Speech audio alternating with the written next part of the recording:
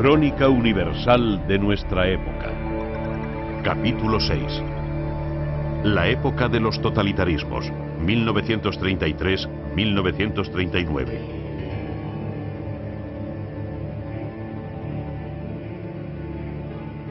Tras una posguerra difícil, el mundo se deslizaba hacia otra guerra.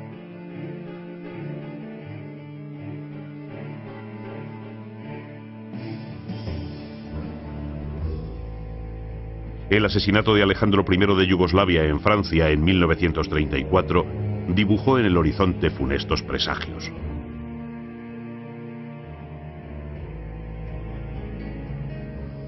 En América comenzaba la era del New Deal, empezar de nuevo para afrontar la crisis económica. Reformar, reconstruir, repoblar, rehacer, eran verbos que Roosevelt conjugó bien ante la creciente conflictividad social. En su discurso de aceptación del cargo de presidente de Estados Unidos en marzo de 1933, nos sorprendió que Roosevelt repitiera: "Solo hay que tener miedo al miedo mismo". Había motivos. Negros nubarrones se cernían sobre el mundo. La Alemania nazi, la Italia fascista, la Rusia de Stalin, mientras Europa se llenaba de regímenes totalitarios. Roosevelt sabía que la democracia no era compatible con el desempleo. De eso hablaba en sus charlas junto al fuego. Por eso ignoró la política republicana del laissez-faire, no intervenir, y se puso a hacer cosas. Se rodeó de líderes como Harry Hopkins, a quien encargó la lucha contra el paro. Se enfrentó a economistas como John Maynard Keynes y su teoría general del trabajo. A partir de 1935, tras el impulso dado a la agricultura, la industria y las obras públicas, Roosevelt se centró en mejorar la vida. Organizó el seguro de desempleo, de vejez e invalidez y garantizó el derecho de huelga. Los parados esperaban trabajo y ayuda y lo consiguieron.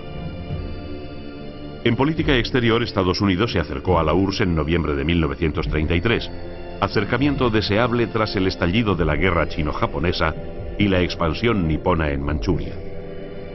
Resultó difícil ir contra la inercia aislacionista del país. Roosevelt sabía que la neutralidad era difícil. Lo dijo en Chicago en octubre de 1937. La epidemia de violencia hace imposible permanecer cruzado de brazos. Un año después, dio comienzo el rearme. En 1933, la Exposición Universal de Chicago confirmó el liderazgo mundial de los Estados Unidos y sus formas de vida se pusieron de moda. Roosevelt, en cumplimiento de sus promesas electorales, abolió la ley seca. Los efectos de la Gran Depresión se dejaron sentir también en América Latina. Las repercusiones fueron perniciosas en el ámbito industrial y se hundieron los precios de las materias primas. Cayó en un 60% el comercio y el mundo, que iba hacia el proteccionismo, se llenó de barreras aduaneras. La producción y los precios fueron a la baja hasta 1939. A la crisis económica se unía la política y social.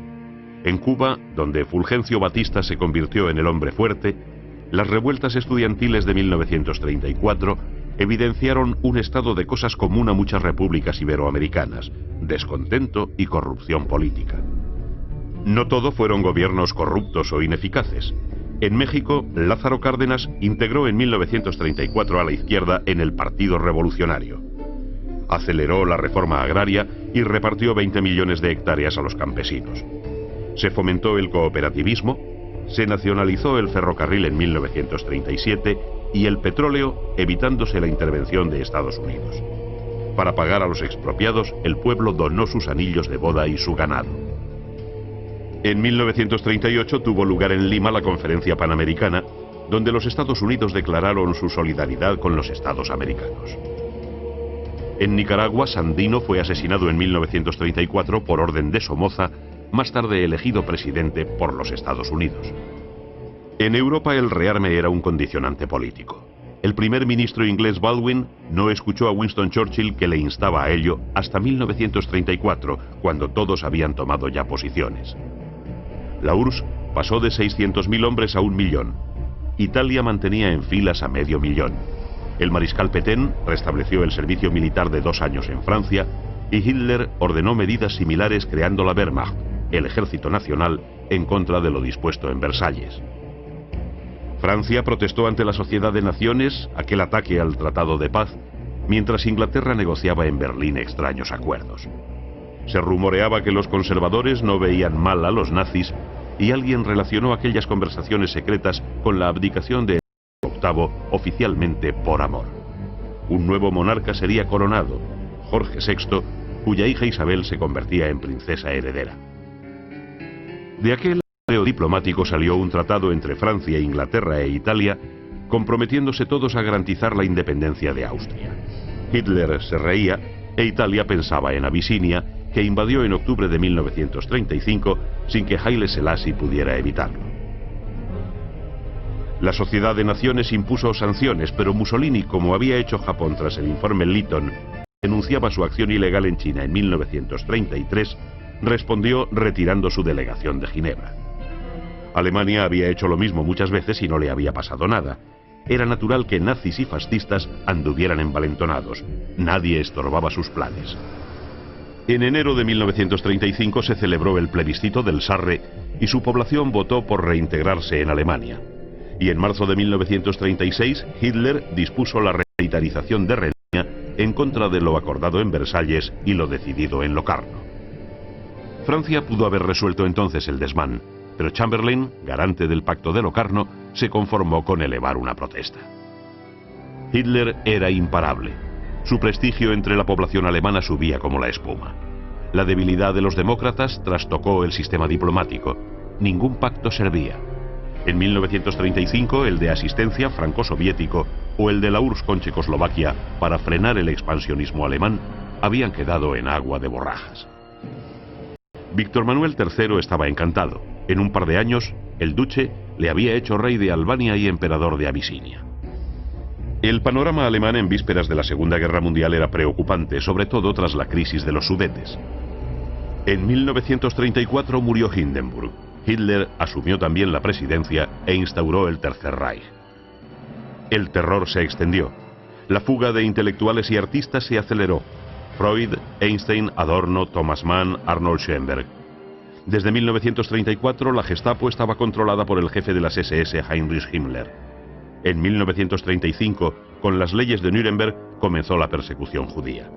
Las deportaciones y los campos de concentración no eran un secreto, pero el mundo prefirió cerrar los ojos.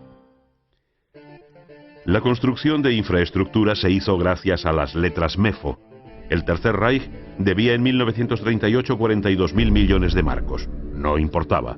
A la postre se utilizaría el dinero, las propiedades, las obras de arte, incluso los anillos de boda y los dientes de oro de los millones de judíos que iban a ser inmolados.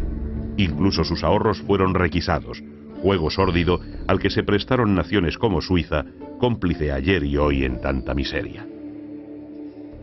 El potencial militar alemán fue en ascenso. En 1934 Alemania contaba con 13 millones de hombres en filas, y Göring inició su plan cuatrienal con una frase: más cañones y menos mantequilla. La capacidad militar envalentonó a Hitler y sus exigencias fueron en aumento. Quería las regiones germanoparlantes checas, 3 millones de sudetes o ciudadanos de cultura germana. El gobierno de Masaryk se negó. Hitler concentró fuerzas en la frontera. Checoslovaquia, que formaba parte de la Triple Entente, estaba protegida por el Tratado de Locarno. Francia apoyó a su aliado, pero era imposible ayudar a Checoslovaquia sin Polonia e Inglaterra. Hitler comunicó a Chamberlain en septiembre de 1938 que apoyaría a los Sudetas. Mussolini convocó una reunión en Múnich. Asistieron Hitler, él mismo, Chamberlain y Daladier. Allí se traicionó a Checoslovaquia. Fue una vergüenza. La guerra era inevitable. Tras ocupar los territorios sudetas, Hitler fomentó el separatismo de Eslovaquia, que proclamó su independencia en marzo de 1939.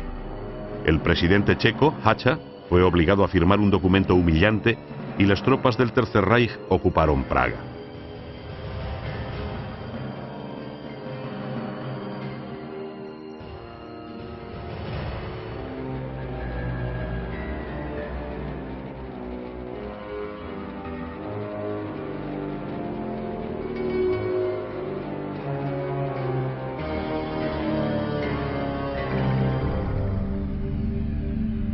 Inglaterra y Francia se apresuraron a garantizar la independencia de Polonia, que iba a ser la próxima con el pretexto del corredor de Danzig.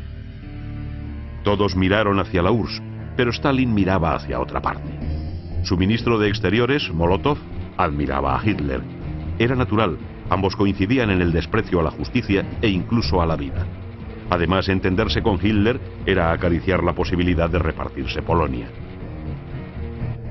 Otro hecho que se veía venir era la agonía de Austria. En julio de 1934 se produjo en Viena un fallido golpe de Estado nazi, pero el duce, amparado en lo previsto por los protocolos de Roma de aquel mismo año, envió 2 divisiones y los alemanes desistieron.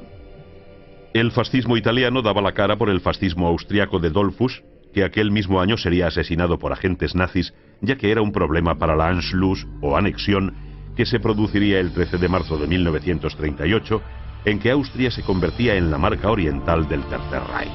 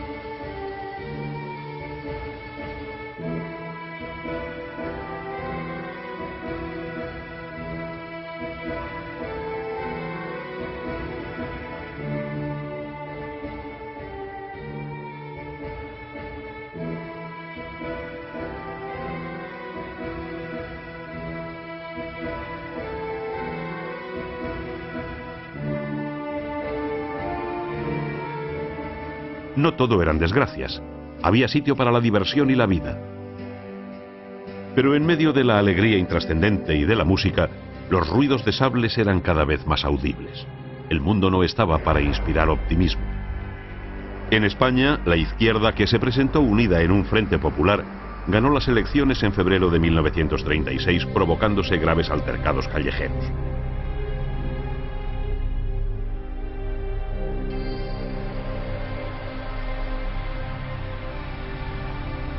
El asesinato del diputado Calvo Sotelo precipitó las cosas.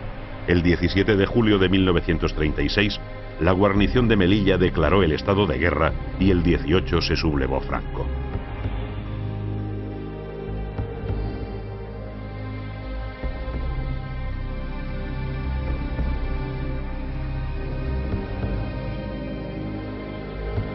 Largo Caballero, que ya había sido ministro de Trabajo al llegar al gobierno el Comité Revolucionario tras el triunfo de la República, fue nombrado jefe del gobierno de concentración del Frente Popular y creó el 4 de septiembre el Ejército Popular. Llegaron a Madrid los primeros mandos rusos con su armamento y se formaron las brigadas internacionales. La fotografía de Stalin estaba por todas partes. El padrecito era para la izquierda una especie de mesías de la clase obrera.